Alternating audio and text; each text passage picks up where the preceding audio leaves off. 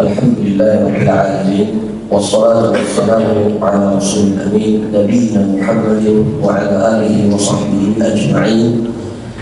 أما بعد، اللهم إنا نسألك علما نافعا ورزقا طيبا وعملا متقبلا وعلمنا ما ينفعنا وانفعنا بما علمتنا وزدنا علما وأصلح لنا إلهنا شأننا كله ولا تكلنا إلى أنفسنا طرفة عين.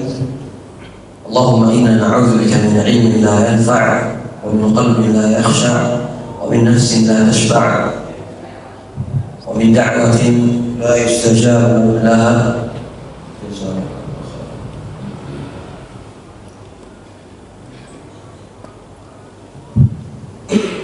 Ikhwan fillah wa akhwati fillah, azza Allah wa iyyakum.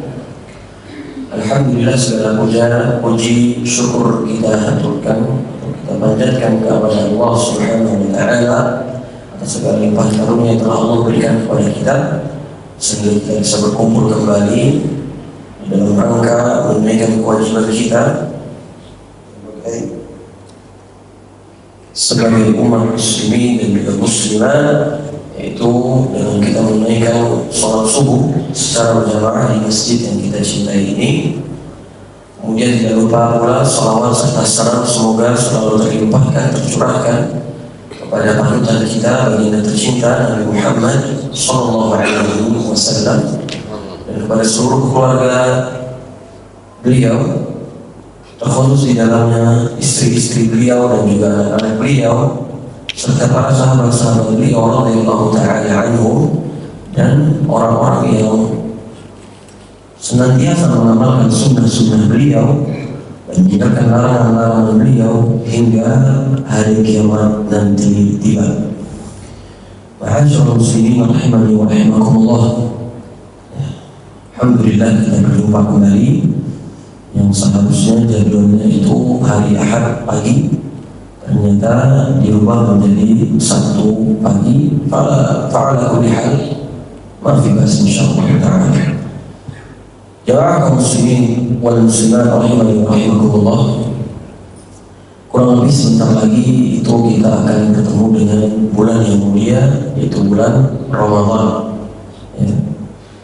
Walillahilhamdu, Allah masih memberikan kita kesempatan untuk memperbaiki amalan-amalan kita dan mengurangi kemaksiatan-kemaksiatan yang telah kita lakukan.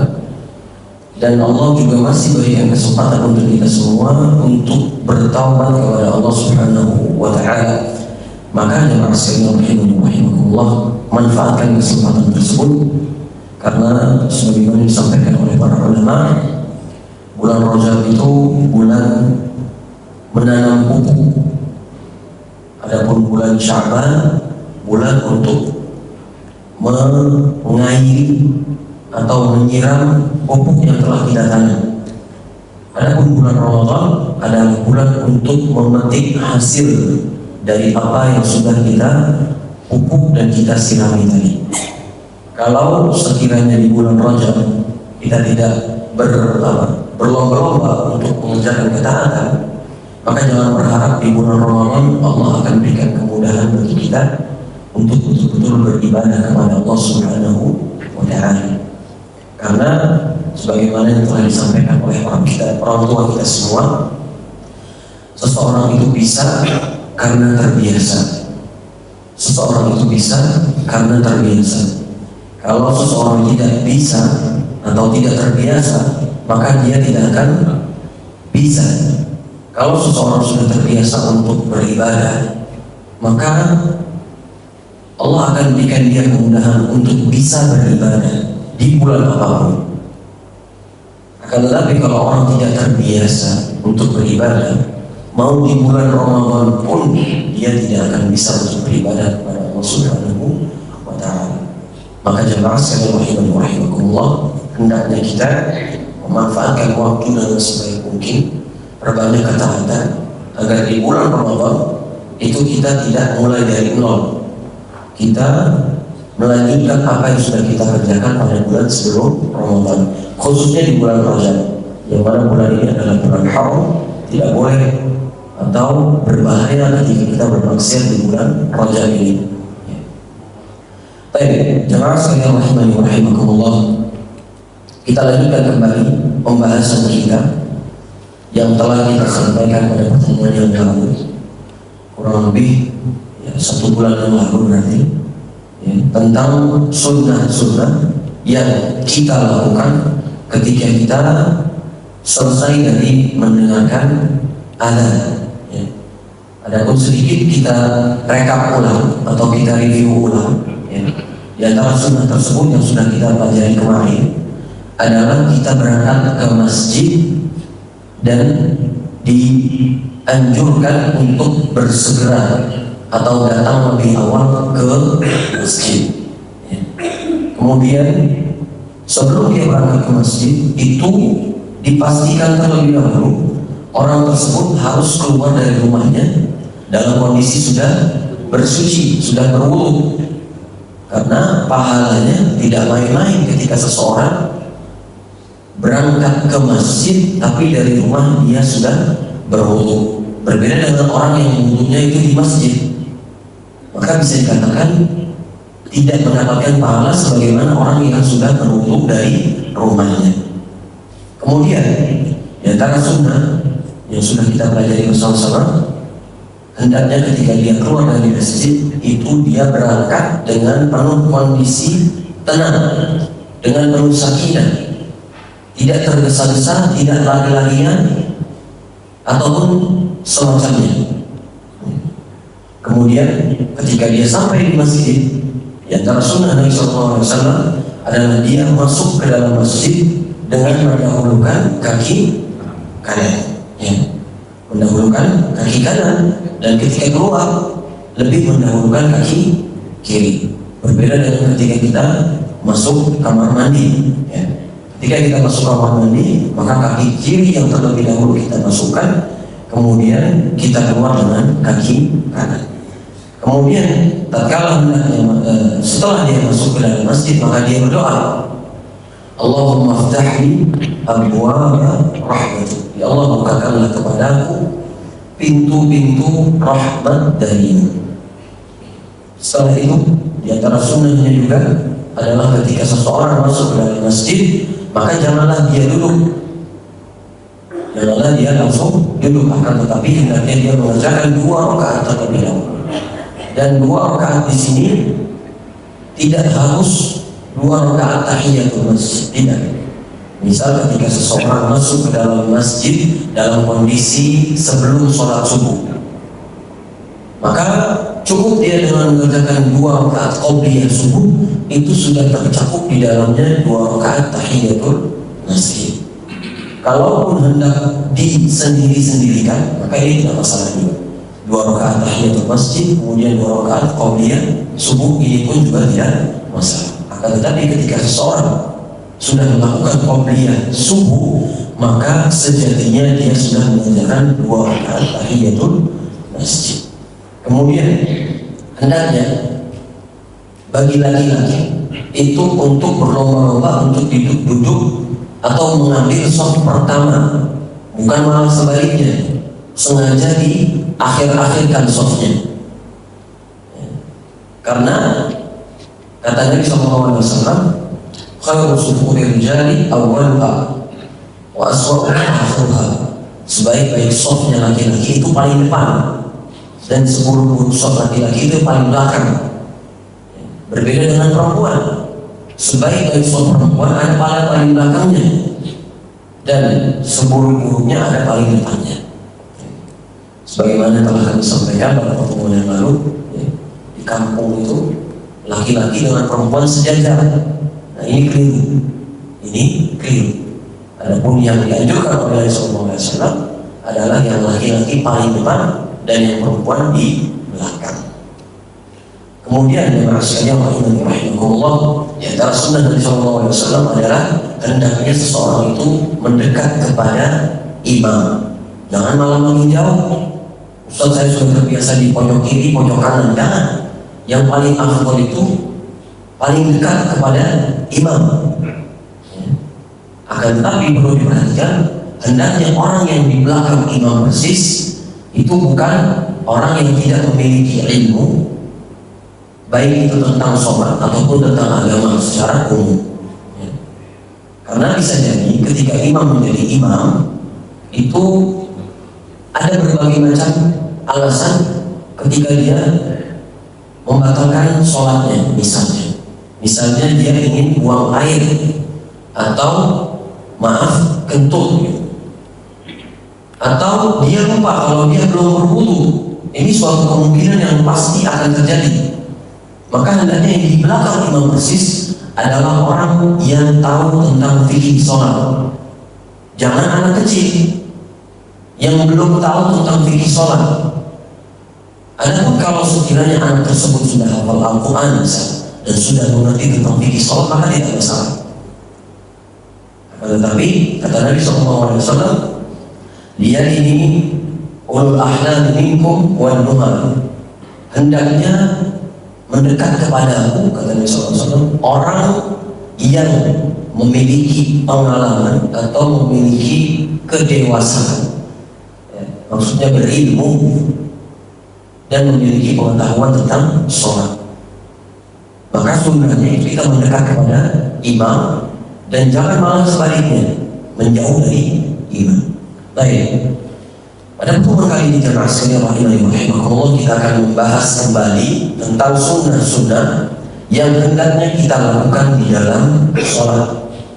Yang pertama disampaikan oleh Syekh Abdurrahman Al-Fuaih atau Khalid Abdullah Al-Fuaih. Beliau menyebutkan di antara sunnah sholat yang selanjutnya adalah yang pertama as-sutratu. Hendaknya seseorang ketika sholat itu menggunakan sutra. Apa itu sutra?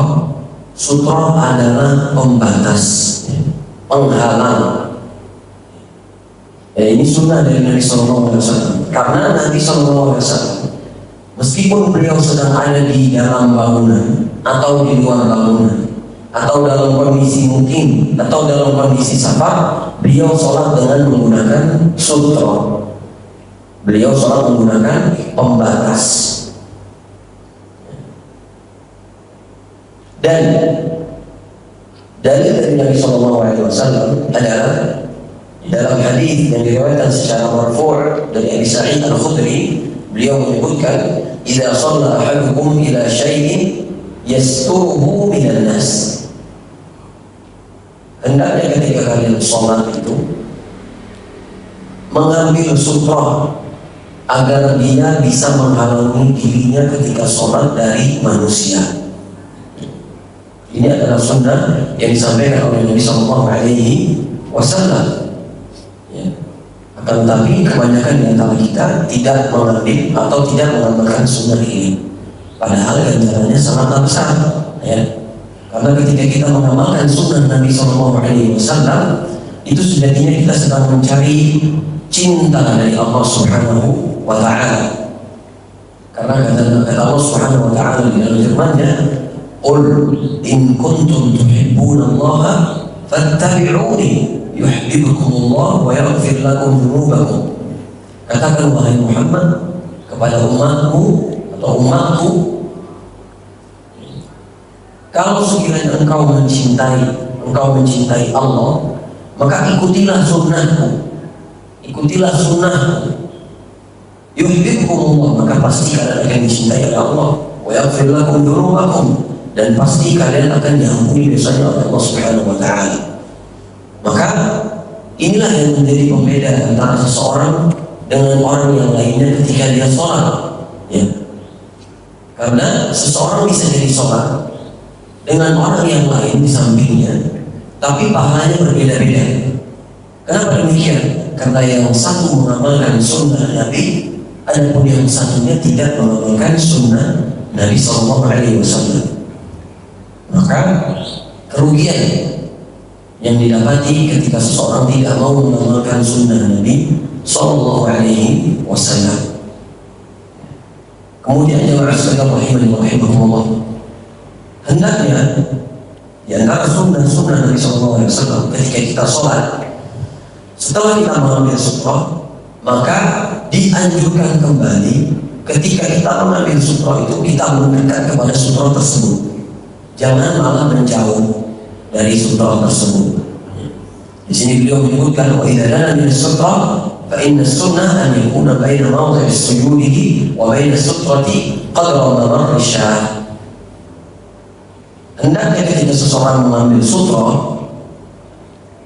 antara dirinya dengan sutra dengan pembatas itu ada seperti jarak seekor kambing yang mau lewat gitu. Jadi ada space jaraknya. Dari dalam riwayat yang lain itu disebutkan bahwasanya jarak antara beliau dengan sutra itu kurang lebih 3 zira' atau salah satu adror. 3 zira' itu kurang lebih 3 kali begini Pak, 3 hasta ya. Kurang lebih berapa senti? 30 senti ada? 30 senti berarti kurang lebih 1,5 meter ya. Itu ada jarak segitu antara dirinya dengan sutra. Maka dianjurkan untuk mendekat lagi sampai antara dia dengan kepalanya ketika sujud itu berdekatan. Itu sunnahnya. Baik, selanjutnya jemaah sekalian rahimakumullah, dan ketika kita sudah mengambil sutra dan sudah mendekat dengan sutra, disunnahkan, dianjurkan untuk menolak siapapun, menghadang siapapun yang hendak melewati tempat sujud kita ketika kita sholat. Ini adalah sunnah dari Nabi SAW. Kenapa? Ketika seseorang sedang sholat, itu sejatinya dia sedang bermunajat kepada Rabb-nya, dan jangan sampai ada suatu perkara apapun yang dapat menghilangkan konsentrasinya, kekhusyuannya di dalam menunaikan sholatnya tersebut. Maka ketika ada seseorang yang hendak melewati tempat sujud kita, maka dianjurkan untuk menyetop orang tersebut atau melawan orang tersebut, menahannya, mendorong orang yang hendak melewati tempat sujud kita tersebut. Dalil dari dalam sebuah hadis yang dibawakan oleh Abi Sa'id Al-Khudri, beliau menyebutkan tidak sholat ahadukum ila syai'in yas'ubuhu minan nas. Kalau ada salah seorang di antara kalian hendak sholat, kemudian dia sedang mendekati atau memakai sutra agar terhalangi dirinya dari manusia, fa'ala ahadun an yajtaza baina yadayhi, dan ada seseorang yang hendak melewati dirinya ketika dia sedang sholat, falyadfa' fi nahri, maka hendaklah dia tahan orang tersebut di lehernya, di dadanya, ditahan. Fa'in aba, kalau orang yang tadi mau lewat itu enggan, ngotot untuk mau lewat, falyuqatilhu, kata Nabi SAW, maka perangilah orang tersebut. Fa'innama huwa syaitanun, karena sesungguhnya orang tadi yang enggan untuk mundur ya, itu adalah setan. Maka ada beberapa faedah yang bisa kita simpulkan dari hadis ini. Yang pertama, hendaknya ketika kita sholat kita menggunakan sutra, dan ketika kita sholat menggunakan sutra, ada orang yang hendak melewati kita, maka sunnah Nabi SAW adalah kita tahan orang tersebut. Jangan biarkan orang ini lewati tempat sujud kita. Kemudian di antara sunnah selanjutnya, faedah selanjutnya adalah kita harus betul-betul mencegah orang tersebut. Jangan satu kali. Ini disampaikan oleh Ustaz Firan dari Hafizahullah Ta'ala ya. Ditahan. Kalau dia ngotot, tahan lagi. Kalau dia tetap ngotot juga, tahan lagi. Kalau dia ngotot lagi, biarin. Karena dia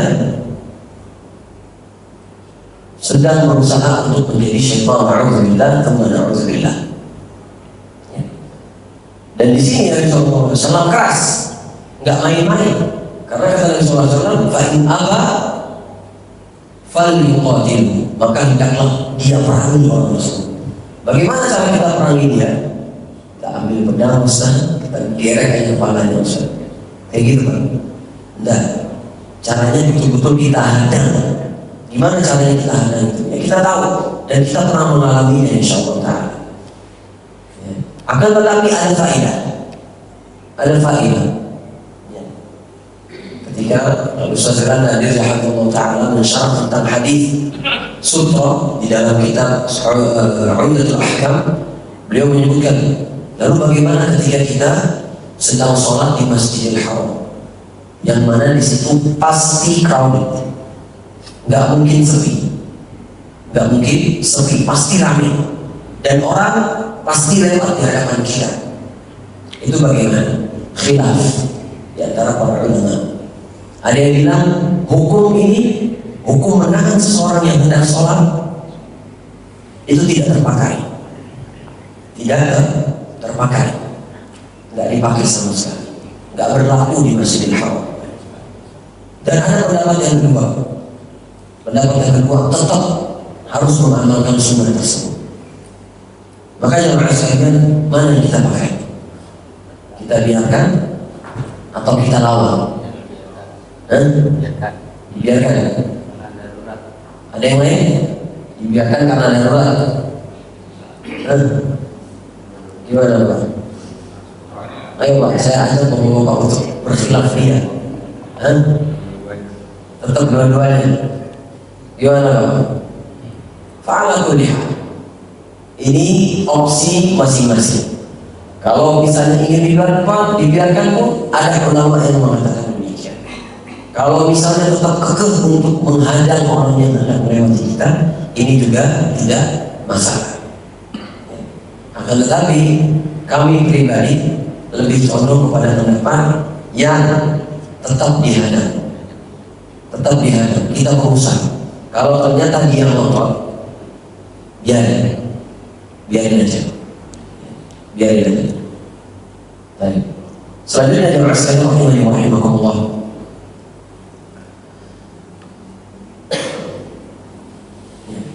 Di sini beliau menyebutkan, wa amma idza kana al-mar baina yaday al-musalli imra'ah aw kalban aswad aw himar fa innahu yajibu daf'uhu 'ala as-sahih. Akan tetapi di sini beliau menyebutkan, Syekh Abdul Al-Furaih menyebutkan, kalau ternyata yang hendak melewati kita di dalam sholat itu yang pertama perempuan, yang kedua anjing hitam, dan yang ketiga keledai, maka wajib untuk kita hadang. Nggak ada yang namanya biarin aja Ustaz, ada, harus ditahan. Kalau ada perempuan lewat atau anjing hitam lewat atau keledai lewat, maka wajib kita hadang. Karena dalam sebuah hadis Nabi SAW menyebutkan, di antaranya adalah al-kalbul aswadu syaitanun, sesungguhnya anjing hitam itu adalah syaitan. Adapun hikmah dari larangan, kenapa kok perempuan itu wajib dihadang, anjing hitam wajib dihadang, keledai pun wajib dihadang, maka hikmahnya atau kenapanya itu Allah Ta'ala a'lam, Allah yang lebih mengetahui. Dan akan tetapi Syekh Utsaimin rahimahullah Ta'ala menyebutkan, kalau perempuan itu bisa betul-betul bikin hilang konsentrasi seseorang di dalam sholatnya. Kalau dihadang susah juga. Jadi seperti itu kalau kata Syekh Utsaimin. Adapun anjing hitam dikarenakan di dalam sebuah hadis yang menyebutkan al-kalbul aswadu syaitan, anjing hitam itu syaitan. Adapun tentang keledai, Allah Ta'ala a'lam bis-shawab. Jadi ketika ini, atau kalau ada tiga perkara tersebut hendak melewati kita di dalam sholat, maka wajib hukumnya kita lawan. Jangan kita biarkan dia lewat, ya. Lalu Ustaz, bagaimana kalau kucing Ustaz? Di rumahnya punya kucing, kadang-kadang kucingnya suka nongkrong di depan gitu, atau suka lewat main-main dan muter-muter di situ, atau anak kecil, misal bayi kita lewat. Ini gimana kira-kira Pak? Tetap kita lawan atau kita biarkan? Gimana Pak? Biarkan aja. Kalau kata Ustaz Nadir Hafizahullah Ta'ala, tetap diusahakan untuk tidak dilewati. Kenapa? Karena ketika Nabi SAW sedang sholat, kemudian ada kambing ingin lewat di depan beliau, beliau maju ke depan, beliau mendekat ke arah sutronya dan diarahkan kambing tersebut untuk melewati ke belakang. Tetap berusaha untuk supaya nggak ada yang melewati sholat kita. Ya. Kenapa demikian? Karena kambing atau kucing, meskipun kita ajari untuk tidak sholat atau untuk tidak lewat di depan kita, nggak bakalan bisa. Jadi kita yang harus berusaha untuk membuat benda atau makhluk tersebut melewati ke arah belakang kita. Ya. Tetap diusahakan. Adapun kalau memang sudah, kalau saya berusaha untuk pinggirin ini pasti akan berubah kekhusyuan saya di dalam sholat, maka biarkan. Akan tetapi kalau kita mampu dan kita sanggup, usahakan untuk tetap diputar, dihadang. Jadi seperti itu. Ini adalah sunnah tentang sutra. Maka jamaah sekalian rahimakumullah, hendaknya kita ketika sholat itu menggunakan sutra. Alhamdulillah di masjid ini ada sutra di belakang, alhamdulillah digunakan. Dan sutra itu enggak melulu harus alat tertentu, enggak. Kita sutra dengan menggunakan tembok boleh, dengan tiang boleh, dengan botol boleh, dengan tas boleh, dan lain semacamnya. Adapun batas minimal sutra itu kata Nabi SAW, kamu akhiratir rahim. Itu paling minimum sesuatu yang dikatakan sutra adalah seperti bagian belakang sebuah pelana. Bapak-bapak, ibu-ibu kalau sekiranya naik kuda atau naik onta pasti tahu ada tempat duduk itu namanya pelana, dan bagian paling akhirnya biasanya ada tinggi sedikit. Nah itu adalah batasan minimal sutra. Ustaz, bagaimana kalau misalnya botol Ustaz, botol minuman yang 300 ml kita taruh di depan kita yang kecil yang sejengkal ini, sutra atau bukan itu Pak? Sutra atau bukan? Sutra atau bukan? Sutra Pak. Sutra. Di dalam sebuah riwayat pun pernah diriwayatkan bahwasanya para ulama terdahulu atau para sahabat terdahulu itu beliau dan mereka menggunakan sutronya itu garis, karena nggak tahu lagi mau pakai apa, akhirnya digaris. Ya. Digaris. Ini juga bisa dikatakan sebagai sutra. Akan tetapi sutra itu sunnah. Sutra itu sunnah. Gak sampai ke derajat yang wajib. Gak sampai ke derajat yang wajib. Kalau seseorang menggunakan sutra maka pahalanya lebih. Adapun kalau orang tidak menggunakan sutra maka jangan diingkari. Jangan dikira dasar kamu ini begini begitu. Jangan. Karena sejatinya menggunakan sutra itu sunnah. Adapun pengertian sunnah kalau dikerjakan mendapatkan pahala, kalau tidak dikerjakan tidak mendapatkan dosa. Baik, selanjutnya ada pembahasan lagi. Kapan seseorang boleh melewati seseorang ketika sholat? Yang pertama adalah ketika orang tersebut tidak menggunakan sutra. Ini boleh kita lewati. Dan mana batasannya? Batasannya adalah tempat sujud dia. Setelah dari tempat sujud dia, maka boleh kita lewat. Jadi nggak usah kita muter jauh-jauh. Kita lewat aja di depan dia. Tapi setelah tempat sujudnya, misal fulan sholat di sini, kakinya di garis itu, kemudian kepalanya di sini, maka kita boleh lewat di garis ini. Kita boleh lewat di garis ini. Ya. Jadi setelah kepalanya kita boleh lewat di sini. Kenapa? Karena dia tidak memasang sutra. Dan itu salah dia. Kenapa dia tidak menggunakan sutra? Ya. Dan orang yang sholat tadi tidak pantas untuk menghalangi seseorang untuk lewat di depan dia tadi. Kenapa? Karena dia tidak memasang sutra. Kalau dia memasang sutra, maka harus dia menghalangi orang tersebut. Ini penting, karena terkadang ada orang yang ya, kami sendiri pun menghalangi dulu ketika di jamiah itu, ketika ada orang sholat tak pakai sutra, itu kita taruh tas kita, terus kita lewat. Kita sholat di depan dia tas, jadi kita supaya bisa lewat itu kita taruh tas di depan dia, kemudian kita lewat, terus sutranya kita ambil lagi. Ini lucu jadinya, lucu jadinya. Ini nggak perlu sebenarnya. Ya, ini nggak perlu sebenarnya. Baik, selanjutnya jemaah sekalian rahimahullah, di sini disebutkan oleh beliau di antara sunnah yang selanjutnya yang keempat adalah yusannu, dianjurkan untuk bersiwak setiap mau sholat. Karena kata Nabi SAW, "Laula an asyqa 'ala ummati la amartuhum bis-siwak 'inda kulli sholat." Kalaulah sekiranya tidak memberatkan untuk umatku, maka aku pasti akan perintahkan kepada mereka untuk mengambil siwak, untuk bersiwak ketika hendak sholat. Dan ini sunnah yang dilakukan oleh Nabi SAW. Maka barangkali jamaah di sini yang memiliki keluasan rezeki, beli siwak berlusin-lusin taruh di masjid. Supaya apa? Supaya orang-orang itu menggunakan siwak tersebut. Dan ini pahala jariyah yang terkadang kita lalai darinya. Baik, selanjutnya jemaah sekalian rahimahullah. Di sini beliau menyebutkan asna al-qiyam yusannu ma'ani.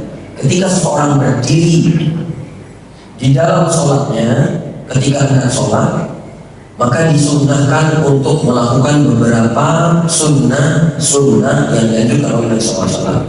Yang pertama, mengangkat tangan ketika takbiratul ihram. Mengangkat tangan ketika takbiratul ihram. Hukumnya apa? Sunnah. Yang wajib itu apa? Ucapan takbiratul ihram. Ucapan Allahu Akbar. Ini yang wajib dan ini hukum. Kalau seseorang sholat tanpa mengucapkan takbiratul ihram, sholatnya batal. Sholatnya batal dan tidak sah. Ya. Adapun ketika seseorang sudah mengucapkan takbiratul ihram tanpa mengangkat tangan, maka sholatnya tetap sah. Sholatnya tetap sah. Akan tetapi kebanyakan di antara kaum muslimin salah kaprah. Yang namanya takbiratul ihram itu angkat tangan. Jadi dia cuma mulutnya nggak lancar takbiratul ihram. Ini nggak sah sholatnya. Ini nggak sah sholatnya. Akan tetapi yang itu bagaimana? Allahu Akbar. Ini yang betul. Ataupun dia sholat Allahu Akbar, nggak mengangkat tangan, ini tetap sah sholat. Nah, maka di antara sunnah Nabi SAW ketika berdiri di dalam sholat adalah mengangkat tangan ketika mengucapkan takbiratul ihram. Di dalam sebuah hadis yang dibawakan oleh Ibnu Umar radhiyallahu taala anhuma, beliau menyebutkan anna Rasulullah SAW kana yaf'alu hadwa mankibaihi idza ftataha as-shalah wa idza kabbara lil-ruku' وإذا رفع رأسه من الركوع رفعهما أيضا وقال سمع الله لمن حمده ربنا ولك الحمد وكان لا يفعل ذلك في السجود. Adalah Nabi SAW ketika beliau hendak sholat, beliau mengucapkan takbiratul ihram dan mengangkat kedua tangannya sejajar dengan pundaknya. Kemudian beliau bertakbir ketika hendak ruku lagi, takbiratul intiqal maksudnya. Wa idza rafa'a ra'sahu min ar-ruku'i rafa'ahuma aidan. Kemudian ketika beliau bangkit dari ruku, beliau mengangkat kedua tangannya lagi. Wa qala sami'a Allahu liman hamidah. Kemudian beliau berkata, sami'a Allahu liman hamidah rabbana wa lakal hamd. Wa kana la yaf'alu dzalika fi sujud. Akan tetapi beliau tidak mengangkat kedua tangannya ketika hendak sujud. Ini sunnah Nabi SAW.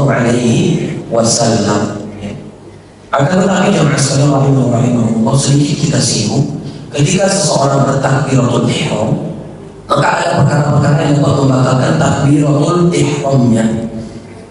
Ya. Khususnya ketika dia sedang bermakmum, sedang menjadi makmum, maka ada 3 perkara. Yang pertama, dikatakan sholat seseorang itu batal ketika dia mendahului imam di dalam takbiratul ihram. Misal imam belum takbiratul ihram, dia Allahu Akbar, ini enggak sah sholatnya.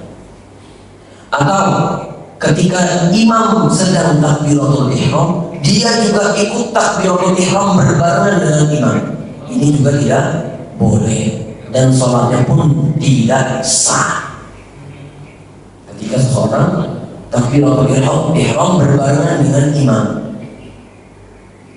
ini juga tidak sah. Ini kondisi yang kedua.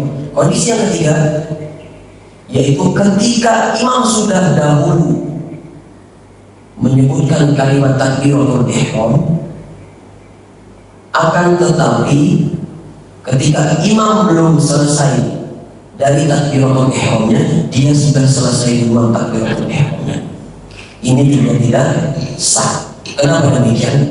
Rujukannya adalah satu hadis, innama ju'ilal imamu liyutamma bihi. Sesungguhnya imam itu dijadikan imam agar diikuti, bukan dibarengi, bukan didahului, bukan di lebih awal. Ini kebanyakan kita masih ada yang seperti itu tadi. Maka kapan kita bertakbiratul ihram? Ketika imam sudah Allahu Akbar, baru kita Allahu Akbar. Adapun mendahului, berbarengan, atau lebih selesai duluan, ini tiga-tiganya dapat membatalkan sholat kita. Maka harus kita perhatikan betul-betul. Baik, selanjutnya jemaah sekalian rahimakumullah, dan mengangkat tangan ketika takbir itu ada pada 4 kondisi. Yang pertama kondisi ketika takbiratul ihram. Yang kedua ketika hendak rukuk. Yang ketiga ketika bangkit dari rukuk. Dan yang keempat adalah ketika bangun dari tasyahud awal. Ini 4 tempat yang kita dianjurkan, disunahkan untuk mengangkat tangan ketika sholat. Adapun selain itu tidak ada dalilnya yang kuat. Contoh, ketika seseorang bangkit dari sujudnya yang pertama, kemudian dia Allahu Akbar, dia duduk di antara sujud tapi dia mengangkat tangannya, ini nggak ada aturannya dan hadisnya pun lemah. Atau pada setiap bangkit dari sujud hendak berdiri itu angkat tangan. Ini juga hadisnya lemah. Selanjutnya yusannu, yang kedua di antara sunnah-sunnah ketika kita berdiri, yusannu 'inda raf'il yadaini an takuna al-asabi' mamdudah. Hendaknya ketika seseorang bertakbir mengangkat tangan, itu tangannya itu dilebarkan. Maksudnya gimana? Enggak dikepel, enggak juga terlalu lebar. Allahu Akbar. Ini salah. Akan tetapi yang betul bagaimana? Biasa saja. Dan nggak harus betul-betul menghadap kiblat. Contoh, ini terlalu memaksakan. Adapun Nabi itu biasa, agak miring pun nggak masalah, atau gini pun nggak masalah, tapi nggak sampai. Pokoknya harus menghadap kiblat. Ini nggak ada tuntunannya dari Nabi Sallallahu Alaihi Wasallam. Baik. Selanjutnya yang tadi, hendaknya jari jemari jangan dikepal atau jangan terbuka terlalu lebar, tapi biasanya lemes seperti ini. Kata Nabi SAW,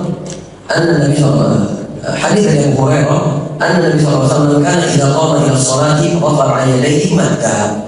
Adalah Nabi SAW ketika beliau bangkit dari sholat, hendak sholat, kemudian beliau bertakbir, beliau melebarkan tangannya. Maksudnya membuka tangannya, nggak dikepal, nggak juga terlalu lebar.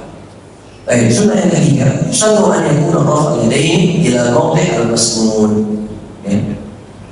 Dianjurkan ketika kita mengangkat tangan ketika sholat itu kepada beberapa tempat-tempat yang dianjurkan. Yang ada 3 tempat. Yang pertama adalah sejajar dengan pundak, sejajar dengan pundak, mangkip atau mangkip lagi, sejajar dengan pundak. Yang kedua sejajar dengan kuping ini, dengan daun telinga. Yang ketiga adalah sejajar dengan bagian atas kuping.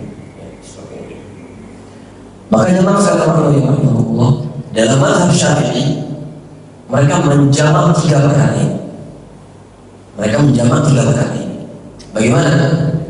Mereka bertakbir dengan mengangkat tangan seperti ini. Bagaimana? Kok bisa 3-3-nya? Mereka menunjukkan kalau mau sejajar dada, sejajar pundak, ini sejajar sama pundak. Bagian bawah telapak tangan sejajar dengan pundak. Kemudian bagian tengahnya sejajar dengan kuping. Dan bagian ujungnya itu sejajar dengan bagian atas kuping. Jadi semuanya kena. Ya. Adapun dalam mazhab Hambali enggak. Setiap tempat Nabi SAW melakukan. Kadang beliau sejajar sama pundak, kadang sejajar dengan daun telinga, kadang sejajar dengan paling atasnya kuping. Ustaz, apakah harus menyentuh kuping ketika takbir? Nah, ini adalah amalan yang tidak ada dasarnya dari Nabi SAW. Kalau memang ada dasarnya dari Nabi SAW, ketika takbir Allahu Akbar harus menyentuh kuping, pasti para sahabat sudah meriwayatkannya, tapi tidak ada sama sekali. Adapun sunnahnya sejajar dengan pundak atau sejajar dengan daun telinga, sejajar, bukan menyentuh. Nggak ada dari SAW bilang menyentuh. Atau sejajar dengan bagian atas kuping. Ya, jadi seperti itu. Ya. Diangkat tangan, terserah kemudian makan sesuai dengan mazhab Syafi'iyah atau mazhab Hambaliyah, terserah. Semuanya sahih. Atau enggak angkat tangan pun enggak masalah kan tadi. Mengangkat tangan itu hukumnya sunnah. Tetap sah sholatnya. Jadi jangan khawatir. Jangan khawatir. Selanjutnya Rasulullah Yusanu lil musalli ba'da takbiratul ihram an yad'a yadahu al-yumna 'ala al-yusra. Dianjurkan ketika seseorang selesai dari takbiratul ihram meletakkan tangan kanannya di atas tangan kirinya. Bagaimana caranya? Caranya adalah dengan cara Allahu Akbar seperti ini. Diikat atau di sini boleh, ada 3 cara.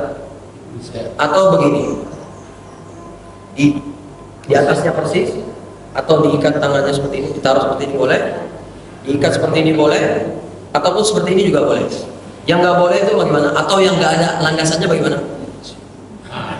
Kadang ada orang seperti itu, entah kenapa dia, entah dari mana itu ajarannya. Ya.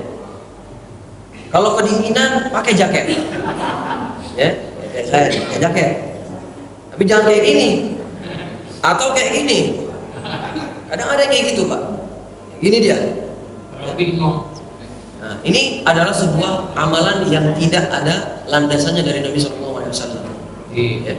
Adapun yang ada landasannya di atas, ini persis ditaruh atau diikat atau di sini. Ya. Nah, adapun yang diputar kata Bapak tadi, Allahu Akbar. Tak siapa yang ngajarin. Kenapa katanya? Mereka berdalil dengan perasaan, filosofi. Filosofinya apa? Gak baik kalau mendahulukan yang kiri. Ketika kita biasa, kita mendahulukan yang mana? Yang kiri. Padahal dia juga untuk mendahulukan yang kanan. Jadi, baru. Ini filosofi yang gak ada landasannya. Filosofi itu bukan pada sholat. Sholat itu pakai dalil, bukan pakai filosofi. Kalau filosofi itu dikopi, terserah. Bapak suka pahit, bapak suka manis, kasih gula, kasih susu, itu terserah. Ini baru filosofi. Tapi dalam sholat nggak pakai filosofi, nggak pakai akal, tapi pakai dalil. Kalau nggak ada dalilnya, jangan dikerjain. Karena sholat itu amrun tauqifi, perkara yang harus berlandaskan dengan dalil. Nggak bisa dikarang-karang, nggak bisa seenak hati, nggak bisa. Karena Nabi SAW memerintahkan shollu kama ra'aitumuni usolli. Sholatlah kalian sebagaimana kalian melihatku sholat, bukan sebagaimana kalian maunya sholat. Makanya jangan sampai kalian tadi. Atau meletakkan tangan, tadi sudah kita katakan bahwasanya meletakkan tangan itu entah itu di atas pusar atau di bawah pusar atau di atas perut. Akan tetapi ada perkara yang mungkin kebanyakan di antara kita tidak tahu tentang perkara ini, yaitu meletakkan tangan ketika bersedekap di atas dada. Di atas dada. Para ulama menyebutkan makruh. Contohnya Syekh Abdul Salam Asy-Syuaib hafizahullah taala. Bagaimana? Ya, sholat seperti ini. Ini makruh, dibenci oleh para ulama. Meskipun ada Syekh Al-Albani rahimahullah taala menghasankan hadisnya, akan tetapi jumhur ulama mendhaifkan hadis ini. Malah sampai ada yang memakruhkannya. Maka yang betul bagaimana? Di bawah dada, atau di atas perut, di atas pusar, atau di bawahnya pusar. Maka jangan kaget ketika ada orang sholat kayak ini malas banget sih orang sholat. Ada yang kayak gitu Pak, sampai kayak gitu, orang malas banget sih sholatnya. Sampai ada perasaan seperti itu. Padahal itu enggak, itu dianjurkan. Ya. Hambali seperti itu. Ya. Ada pun Syafi'i di atas pusar. Di atas pusar itu beda. Ini lubang pusar, itu di atasnya kita tutup. Atau di atasnya juga bisa. Di perut. Jadi seperti itu. Adapun kalau begini, itu tadi jumhur ulama mendhaifkan hadisnya, dan malah ada yang mengatakan bahwasanya itu makruh, dibenci untuk menaruh atau bersedekap di atas dada. Baik, selanjutnya insya Allah dikarenakan waktu yang sudah habis ya, pada pertemuan berikutnya insya Allah kita akan membacakan tentang sunnah yang kita ucapkan setelah dari bertakbiratul ihram. Allah Ta'ala bis-shawab. Baik, kali ini silakan untuk sesi berikutnya. Silakan. Baik, terima kasih. Assalamualaikum warahmatullahi wabarakatuh. Assalamualaikum warahmatullahi wabarakatuh. Ada dua pertanyaan. Yang pertama dari tematik pertanyaan, bagaimana hukumnya atau nilai pahalanya ketika kita sholat dengan imam yang rukun wudunya tidak sah. Kalau imamnya tidak sah, apakah kita tetap sah sholatnya dan apakah terhitung pahala sholat berjamaah? Yang pertama. Yang kedua, cerita dari istri anak di salah satu masjid sholat pernah, jadi ada dua akhwat, satunya yang bawa anaknya itu mengganggu jemaah lain, kemudian salah satu akhwat lainnya menegur, bukan cuma menahan Ustaz, tapi ada gerakan seperti menyuruh diam, dan mungkin ada suara sampai mengeluarkan suara selain dari suara sholat gitu, atau bacaan sholat. Nah, itu bagaimana hukum sholat ibu yang menegur tadi? Demikian Ustaz. Baik, baik. Ikhwati wa akhwati fillahi, a'azzani Allah wa iyyakum. Ketika seorang imam menjadi imam, maka dia harus mengetahui tentang fikih sholat terlebih dahulu. Dimulai dari fikih taharahnya. Kalau seorang imam tidak tahu tentang fikih taharah, maka dia tidak pantas menjadi imam. Dan pihak PKM harus bertanggung jawab tentang itu semua. Jadi jangan sampai sembarang orang jadi imam di masjid kita, dan jangan. Karena bahaya ketika seorang imam, contoh tadi, rukun wudunya tidak dia kerjakan, rukun. Kalau seorang hukum wudhunya tidak dikerjakan, maka sholat itu tidak sah. Karena apa? Karena sejatinya dia tidak berwudu. Ya. Dan batas paling minimal seseorang berwudu itu bagaimana? Ya ayyuhalladzina amanu idza qumtum ila sholati faghsilu wujuhakum. Kalau kalian orang-orang yang beriman hendak sholat, maka yang pertama kali kalian lakukan itu adalah apa? Cuci wajah kalian. Wa aydiyakum ilal marafiq, dan cucilah, basuhlah tangan kalian sampai siku-siku. Wamsahu bi ru'usikum, dan usaplah kepala kalian. Wa arjulakum ilal ka'bain, dan kaki kalian sampai mata kaki. Ini rukun wudu. Kalau ada orang wudu tapi dia enggak mengusap kepala, maka wudunya tidak sah.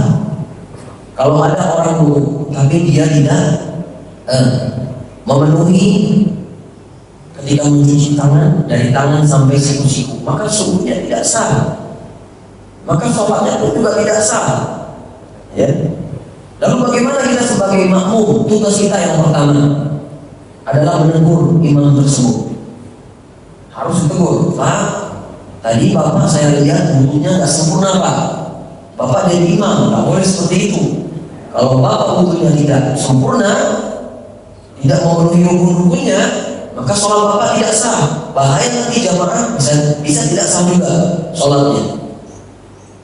Karena para ulama itu menyebutkan kalau seseorang imam sah atau telah terpenuhi untuk dia melakukan sholat itu, dia bisa memenuhi syarat-syarat untuk sholatnya dia sendiri, maka ketika dia imam, dia juga bisa mengcover jamaah yang lainnya, seperti itu.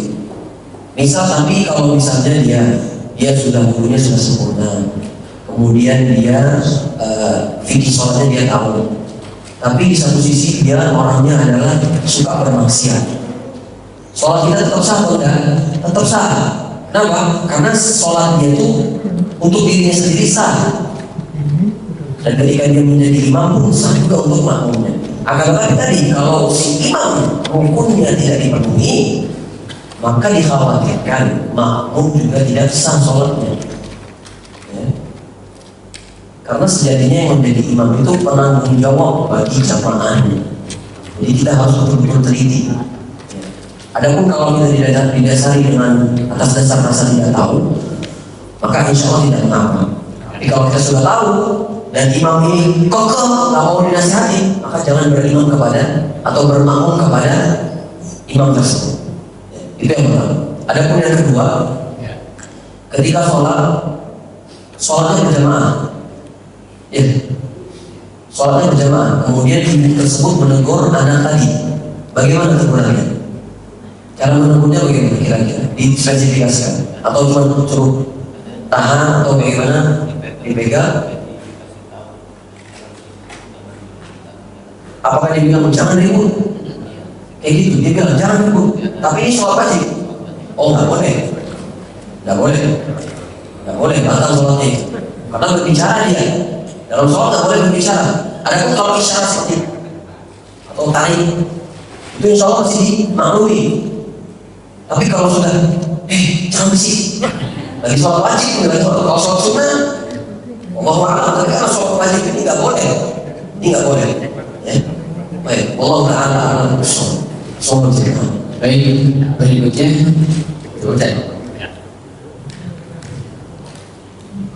Bismillahirrahmanirrahim. Assalamualaikum warahmatullahi wabarakatuh. Apa benar Rasulullah itu orang yang pertama kali melaksanakan sholat Jumat di dekat Masjid Kuba? Setelah mengumpulkan orang 40 orang, langsung mengadakan sholat Jumat setelah membangun Masjid Kuba. Yang kedua, apa benar ibadah yang paling mulia, ibadah harta, yaitu sedekah dan berkorban? Ada pun yang pertama, Allah Ta'ala bisawab, apakah beliau langsung menunaikan sholat Jumat atau tidak, Allah Ta'ala. Ada pun yang kedua, ibadah yang paling mulia itu ibadah harta, yaitu dengan bersedekah dengan dan apa? Menunaikan kurban. Ya bisa dikatakan demikian, Akan tetapi Sebaik-baik amalan itu yang paling mulia di sisi Allah adalah, kata Rasulullah SAW, itu menunaikan sholat. As-sholatu ala kata Nabi SAW ketika beliau ditanya ayul a'mali ahab atau ayul a'mali afdal, beliau menyebutkan as-sholatu ala waqtiha. Nabi SAW ketika ditanya, wahai Rasulullah, amalan apa yang paling Allah cintai? Amalan apa yang paling Allah banggakan? Yang paling utama di sisi Allah? Kemudian Nabi SAW menjawab, as-sholatu ala waqtiha. Sholat pada waktunya, ini yang paling utama di sisi Allah Subhanahu wa Ta'ala. Meskipun ada hadis yang lainnya tentang menunjukkan bahwasanya ini juga termasuk amalan yang paling afdal, ini juga termasuk.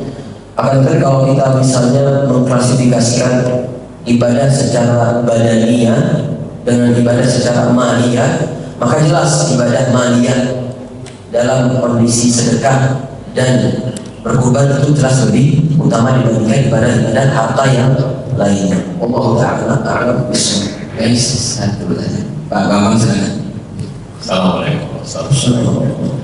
Allah tadi kayaknya langsung sholat. Niatnya bagaimana Ustaz? Karena masih banyak yang usaha sholat Adapun tentang niat jamaah sekalian barakallahu fikum, ya, ini perkara yang memang sudah dipersisihkan dari dulu. Akan tetapi kita perlu berselisih karena memang tidak ada anjurannya dari Nabi SAW. Adapun tentang melafalkan niat di dalam mazhab Syafi'i itu hanya sekedar agar mereka lebih kokoh, lebih yakin. Tapi kebanyakan prakteknya saya alami sendiri.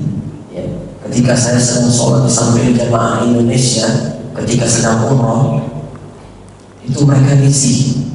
Kenapa? Malah jadinya was-was. Bentar.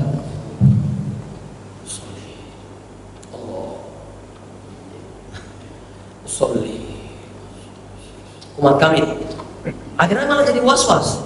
Harusnya nggak seperti itu. Harusnya kalau dia dari rumah sudah niat untuk saya mau ke masjid ini mau sholat, sholatnya sholat maghrib, udah tak perlu sholat fardhu maghrib. Apa tadi? Ulang lagi. Allah, ulang lagi. Ini cara gampang untuk membantah tentang niat itu harus dilafadzkan. Nggak ada ulama tuh nggak pernah menyebutkan, ulama manapun itu niat itu harus wajib. Kalau nggak dilafadzkan sholatnya nggak sah. Kadang malah bikin was-was ketika seorang usolli dan mengganggu yang lain. Usolli biasa. Kadang itu mengganggu sekali. Ya. Kalau memang dianjurkan untuk melafalkan niat, pasti Nabi SAW menyebutkan dan para sahabat pun meriwayatkan, tapi nggak ada. Kata Nabi SAW tentang bergur seseorang yang sedang sholat tapi sholatnya nggak tumatinah. Apa kata Nabi SAW? Irji' fasalli fa innaka lam tusalli. Ulangi sholat ente. Sesungguhnya ente itu mau sholat, yang sholat lagi. Terus kemudian Nabi SAW bilang, irji' fasalli 3 kali Nabi nanti. Kembali ente sholat, ulang lagi sholat. Kemudian si orang tadi yang sudah ditegur 3 kali beliau bilang, ya Rasulullah, udah tadi cuma sebisanya seperti ini. Aku cuma bisa sholatnya seperti ini. Coba ajarin kepada saya bagaimana cara sholat. Kemudian Nabi SAW menyebutkan apa? Idza qumta ila sholati fakabbir. Gak ada Nabi SAW idza qumta ila sholati fanwi fakabbir. Ya. Nabi bilang kalau engkau hendak sholat maka bertakbirlah. Langsung Nabi SAW bilang takbir. Enggak ada Nabi SAW bilang kalau engkau hendak sholat maka ucapkanlah niat terlebih dahulu baru engkau bertakbir. Enggak ada. Maka ini susah jemaah saya rahimakumullah. Ya. Ini panjang lebar sebenarnya pembahasannya, tapi ringkas seperti ini. Ya. Pertama, tidak ada landasannya dari Nabi SAW. Kemudian yang kedua, bikin was-was. Ketika seseorang sorry apa-apa sorry, tak perlu. Niat itu kata para ulama mahalluha al-qalb. Tempatnya itu di hati, bukan di lisan. Kadang ada orang lisannya begitu tapi niatnya beda lagi. Ya. Maka Maka yang terpenting itu di dalam hati kita, bukan di dalam lisan kita. Allah Ta'ala. Bagaimana kalau niat puasa Pak Ustaz? Kalau niat puasa juga sama. Itu Niat puasa juga sama, kan harus dilafalkan. Niat itu tempatnya di hati, bukan di lisan. Ingat, ini yang harus kita ingat bersama-sama. Ya. Akan tetapi kalau puasa Ramadan itu niatnya memang harus dari malam.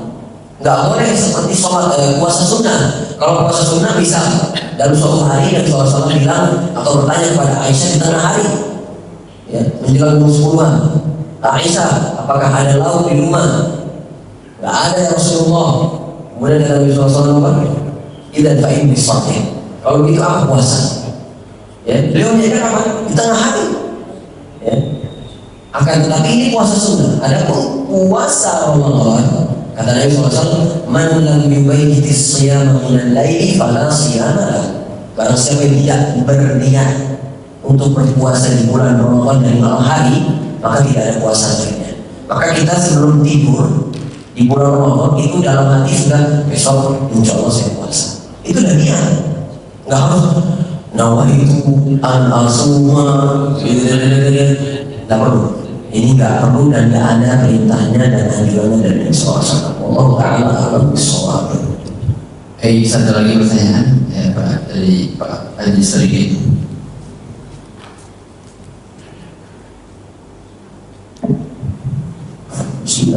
Assalamualaikum warahmatullahi wabarakatuh. Dan berjamaah kalau imam kalau makmum harus diikuti imam. Masalahnya imam di rumah wanita imam dapat muncul sakit. Gimana Pak? Imam sakit tuan, nggak bisa diri. Iya. Boleh nggak jadi imam di belakang jadi imam? Nggak bisa. Jadi kita imamnya duduk, nggak bisa diri karena satu uzur, karena sakit kakinya. Nah, sebelumnya saya mau bertanya, apakah beliau ketika takbir untuk ihram bisa berdiri? Oh nggak bisa, boleh kaki Beliau jalannya gimana? Jalan masjidnya gimana? dia nggak bisa diri. Oh imam di rumah masalah keluarga bagaimana? Saya di imam anak-anak juga jadi imam keluarga. Kita dalam sakit nggak bisa berdiri, duduk. Bisa kan imam nggak sambil duduk kita, makmumnya diri. Berarti ini soalnya di rumah ya? Ya, Bukan di masjid. keluarga. Oh iya. di rumah. Itu sholat wajib Pak? Iya.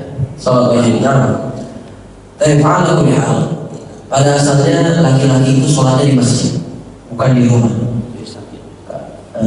Ya, meskipun sakit, usahakan sholat di masjid. Kenapa? Karena Nabi SAW pun tidak memberi uzur kepada orang yang buta. Harusnya orang yang buta lebih berhak untuk sholat di rumah, tapi enggak. Tapi kalau sekiranya memang bapak harus sholat di rumah, maka usahakan ketika takbir untuk ihramnya berdiri Pak. Ya. Ketika takbir untuk ihram berdiri. Ataupun kalau misalnya memang tetap tidak bisa, maka ada masalah insyaAllah. Karena kata Nabi SAW, "Sholli qa'iman, fa illam tastati' fa qa'idan, fa illam tastati' fa 'ala jamb." Sholatlah kalian dalam kondisi berdiri. Kalau tidak bisa maka duduk, kalau tidak bisa maka dalam kondisi berbaring. Ini enggak masalah. Tapi ada perlu sedikit yang kita sampaikan, usahakan sholat di masjid.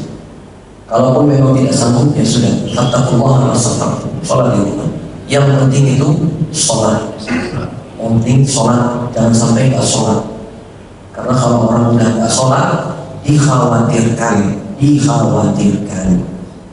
Di antara ulama itu ada yang bilang sampai keluar dari agama. Na'udzubillah. Kalau dia sudah tahu hukum sholat itu wajib, tapi dia kekeh nggak mau sholat atas dasar pembangkangan dia, bukan karena syubhat, tapi karena memang dia membangkang, dia nggak mau sholat pokoknya, atau malah melawan bahwasanya sholat itu nggak wajib hukumnya. Ini bisa dikatakan kata para ulama itu keluar dari agama Islam. Na'udzubillah. Maka demikian yang bisa kami sampaikan. Allah Ta'ala. Kalau bisa Pak, jangan jadi imam. Anak-anak aja bisa jadi imam. Ya. Adapun kalau misalnya memang anak-anak ternyata juga orang bisa jadi imam, ya sudah bapak jadi imam, tapi makmum tetap berdiri. Makmum tetap berdiri. Ya, tapi intinya tadi Pak, ketika bapak bisa berdiri, harus berdiri. Gak boleh duduk. Caranya gimana? Siasatinya. Ketika takbir Allahu Akbar berdiri, setelah Allahu Akbar langsung duduk. Yang penting ketika takbiratul ihramnya berdiri. Itu yang terpenting. Ya. Adapun kalau langsung duduk padahal bisa berdiri, meskipun cuma mengucapkan takbiratul ihram, maka ini nggak boleh. Ya. Ini namanya bermudah-mudahan. Ya. Allah Taala a'lam bishawab. Baik hadirin yang dirahmati Allah Subhanahu wa taala, kalau berbicara atau bertanya tentang kaifiah wudu, kaifiah salat, tentunya akan banyak pertanyaan. Karena banyak istilah, banyak perbedaan. Namun demikian kita menghormati waktu. Biasanya di hari Sabtu, Ahad itu ada yang kondangan, ada yang pakai hari yang lebih bisa kondangan.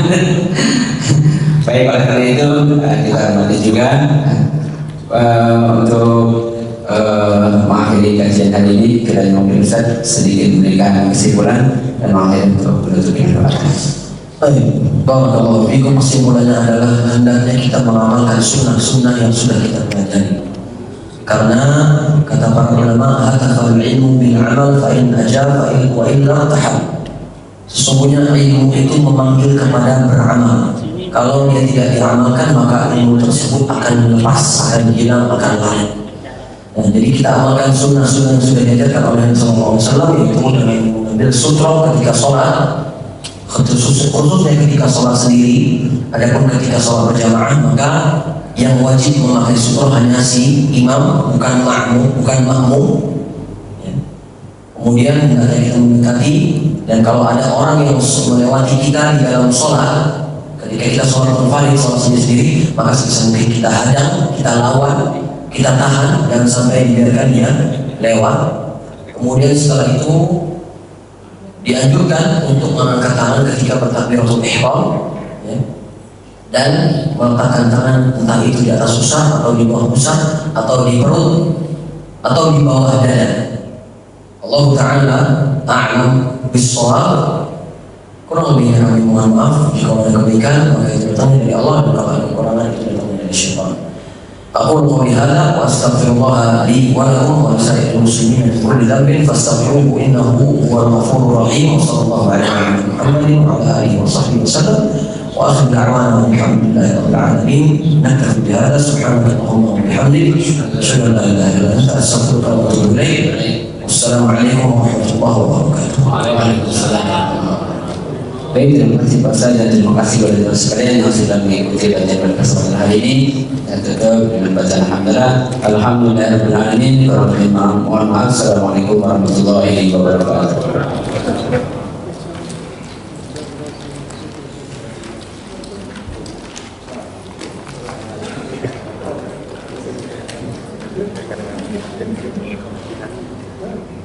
Oh, ya.